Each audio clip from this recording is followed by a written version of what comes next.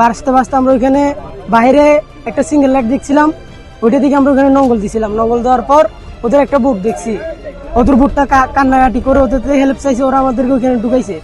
ওখানে ঢুকাবার পর ওদের পুলিশ আসছে, ওদের পুলিশের কাছে আমরা সারেন্ডার করছি। আমরা বাসে আসছি, আমরা 12 দিন সাগরে বাসছি, আমাদেরকে একটু হেল্প করেন। ওরা আমাদেরকে বলেছে ইঞ্জিল ঠিক করে দিবি, ইঞ্জিল ঠিক করে দিবি বলে আমাদেরকে থানা নিয়ে গেছে। আমাদের বিজিবির জন্য আমরা গর্বিত করে, আমাদেরকে বিজিবি নিয়ে আসছে।